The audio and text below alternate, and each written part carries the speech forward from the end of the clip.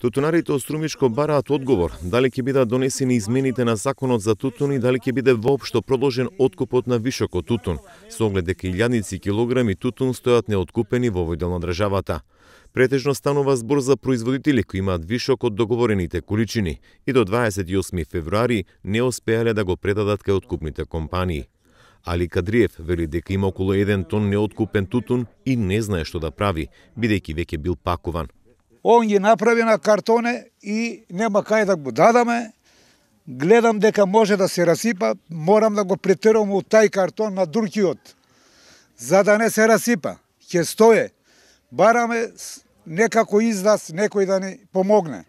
Кај да го дадаме, и јас не знам. За овај тутун немаме договор, се снавајаме некако со некои пријатели, нешто дадовме, нешто останува, 40 картона не остана. Нема кој да ни даде веќе и договор.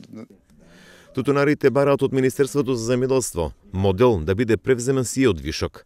Откупот да продолжи до 31 март и откупните компании да излезат во пресред, бидејќи одгледувањето и производството на суров тутун има единствен извор на екзистенција. Бидејќи не е продаден, реци цело тутун стое. И за оваа година не мислиме да садиме, зашто нема кај да го ставиме. Скоро 1000 кила. Ние до сега ни еден лист не сме продале. И многу е тешко, не малку. Ние секоја година со тутун живееме. И премиерот знае дека Македонија со тутун живее повеќе. Ние му се молиме да ни ги откупат тутуните на сите, не само мојот тутун, на сите.